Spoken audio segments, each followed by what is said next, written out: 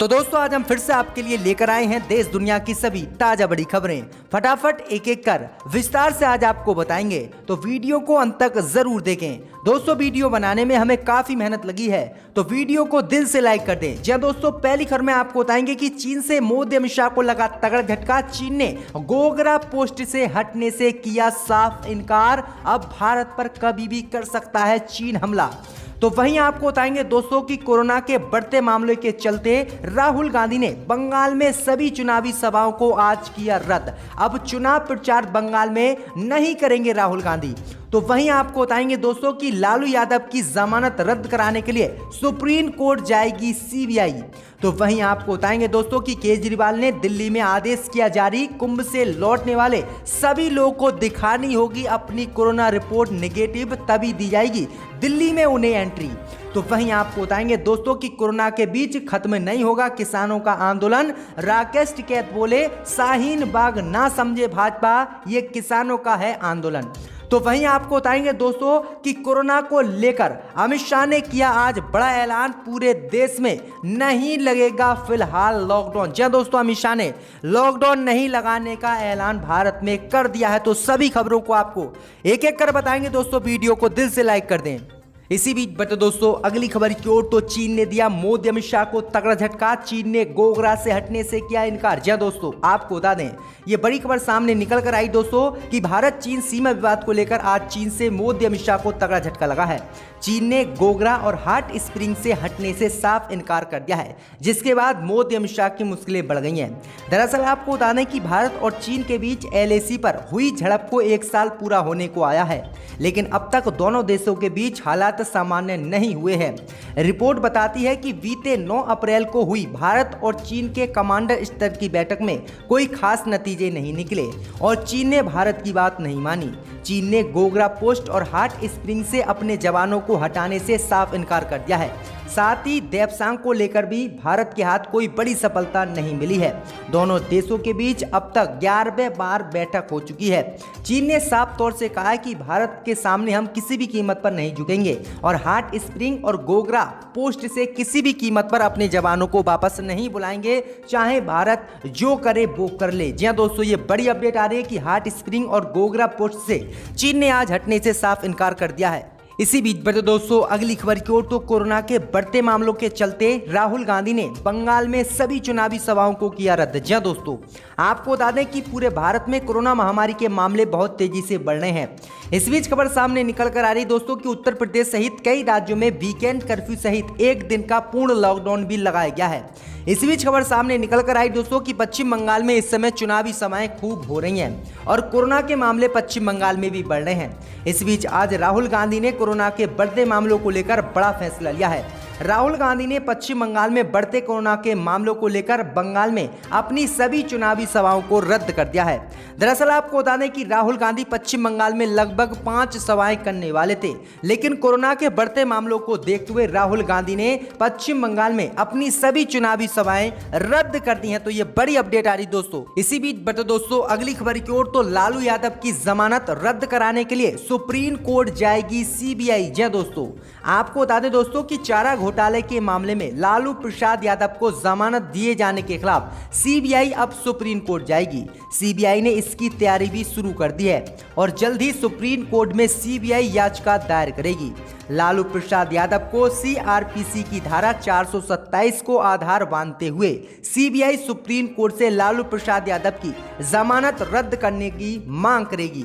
दरअसल आपको बता दें कि लालू यादव पिछले 3.5 साल से चारा घोटाला मामले में सजा झारखंड में काट रहे हैं और झारखंड हाई कोर्ट ने कल ही लालू यादव को जमानत दी थी, जिसके बाद जो है लालू प्रसाद यादव जेल से बाहर आते। लेकिन अब सीबीआई लालू यादव की जमानत रद्द कराने के लिए सुप्रीम कोर्ट जाएगी। इसको लेकर सीबीआई के बड़े अधिकारियों ने ऐलान भी कर दिया है। वहीं आपको बता दें कि राजद सहित कांग्रेस ने मोदी सरकार पर आरोप लगाया था कि सीबीआई मोदी सरकार के इशारों पर काम कर रही है। इसी बीच बढ़ते दोस्तों अगली खबर की ओर, तो दिल्ली में केजरीवाल ने आदेश किया जारी, कुंभ से लौटने वाले लोगों को देनी होगी पूरी जानकारी और 14 दिन रहना होगा क्वारंटीन। जी हां दोस्तों, आपको बता दें कि हरिद्वार कुंभ मेले से दिल्ली लौटने वाले सभी लोगों को दिल्ली सरकार को इसकी जानकारी देनी होगी। ये आदेश आज केजरीवाल ने दिल्ली में जारी कर दिया है। केजरीवाल ने आदेश जारी किया है कि जो कोई भी व्यक्ति हरिद्वार कुंभ मेले में गया था और उसने स्नान किया, जिसके बाद वह दिल्ली वापस लौट रहा है, तो ऐसे सभी लोगों को दिल्ली सरकार को यह जानकारी देनी होगी कि हम इतने दिनों तक कुंभ मेले में रहे थे और अब लौट रहे हैं, और उन्हें अपनी कोरोना की रिपोर्ट भी दिखानी होगी। वहीं आपको बता दें कि कुंभ से लौटने वाले हर किसी व्यक्ति को दिल्ली में 14 दिन क्वारंटीन में रहना होगा। ये आदेश केजरीवाल ने आज जारी कर दिया है। इससे पहले गुजरात सरकार ने भी आदेश जारी किया था कि कुंभ मेले में से जो व्यक्ति भी लौट रहे हैं उनको अपनी कोरोना की रिपोर्ट पॉजिटिव या फिर नेगेटिव दिखानी होगी। तो ये बड़ी अपडेट आ रही दोस्तों। इसी बीच बता दोस्तों अगली खबर की ओर, तो कोरोना के बीच खत्म नहीं होगा किसान आंदोलन, राकेश टिकैत बोले शाहीन बाग ना समझे भाजपा। जी हां दोस्तों, आपको बता दें कि कोरोना संकट के बीच मोदी सरकार के 3 कृषि कानून के खिलाफ किसानों का आंदोलन अब भी जारी है। आंदोलन को लेकर भारतीय किसान यूनियन ने साफ कर दिया है कि किसान अपनी मांग पूरी हुए बगैर किसी भी कीमत पर दिल्ली की सीमाओं से नहीं हटेंगे। भाई आपको बता दें कि रिपब्लिक टीवी से बात करते हुए राकेश टिकैत ने कहा है कि आंदोलन अगर खत्म हो जाए तो क्या देश से कोरोना खत्म हो जाएगा।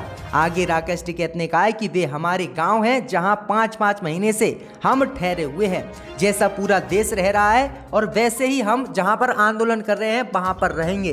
किसानों का साफ कहना है कि जिस तरह से देश में लोग अपने घरों में रहते हैं और जो है कोरोना की गाइडलाइन का पालन करते हैं, उसी तरह से हम अपने धरना स्थल पर रहेंगे और कोरोना की गाइडलाइन का पालन करेंगे, लेकिन किसी भी कीमत पर आंदोलन को खत्म नहीं करेंगे। राकेश टिकैत ने आगे कहा है कि भाजपा शाहीन बाग का आंदोलन इसे ना समझे। वह शाहीन बाग की महिलाएं थी जो पीछे हट गई थी, उनके आंदोलन को कोरोना की आड़ में भाजपा ने खत्म करा दिया था, लेकिन यह किसानों का आंदोलन है और हम किसी भी कीमत पर इस आंदोलन को खत्म नहीं करेंगे जब तक हमारी मांगे पूरी नहीं होंगी। तो ये बड़ी अपडेट आ रही दोस्तों। इसी बीच बता दोस्तों अगली खबर की ओर, तो देश में कोरोना को कंट्रोल करने के लिए फिर से लगेगा लॉकडाउन, अमित शाह ने किया है ऐलान। जी हां दोस्तों, आपको बता दें कि देश में कोरोना वायरस का कहर जारी है।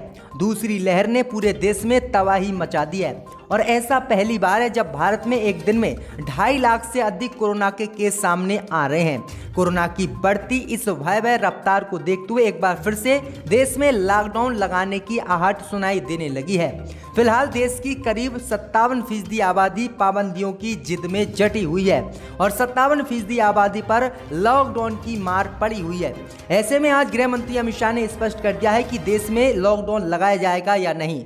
जी दोस्तों, आपको बता दें कि गृह मंत्री अमित शाह ने साफ कर दिया है कि देश में जल्दबाजी में लॉकडाउन नहीं लगाया जाएगा और फिलहाल ऐसी स्थिति नहीं है जो कि लॉकडाउन लगाया जाए। अमित शाह से पूछा गया था कि पिछले साल कोरोना 1 लाख के केस आए थे, तब आपने लॉकडाउन पूरे देश में लगाया था, क्या इस बार जब 2.5 लाख केस कोरोना के देश में आ रहे हैं तो लॉकडाउन लगाया जाएगा या नहीं। इस पर अमित शाह ने कहा है कि अभी जल्दबाजी नहीं की जा सकती और जैसे ही केस ज्यादा बढ़ेंगे तब लॉकडाउन लगाएंगे, अगर नहीं बढ़ते हैं तो हम लॉकडाउन नहीं लगाएंगे। यानी अमित शाह लॉकडाउन लगाने के मूड में नहीं है। इसी बीच बता दोस्तों अगली खबर की ओर, तो ऑक्सीजन के लिए प्रधानमंत्री मोदी को उद्धव ठाकरे ने लगाया फोन तो मिला जवाब, चुनाव में व्यस्त हैं मोदी। जी हां दोस्तों, आपको बता दें कि महाराष्ट्र के मुख्यमंत्री उद्धव ठाकरे ने शनिवार को दावा किया है कि उन्होंने राज्य में ऑक्सीजन की आपूर्ति और जीवन रक्षक दवा रेमडेसिविर की आपूर्ति के सिलसिले में प्रधानमंत्री नरेंद्र मोदी को फोन के जरिए संपर्क करने की कोशिश की,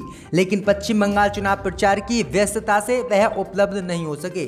जी दोस्तों, आपको बता दें कि सीएमओ की तरफ से जारी बयान में कहा गया है कि कोरोना मरीजों की संख्या को देखते हुए ज्यादा ऑक्सीजन की जरूरत है।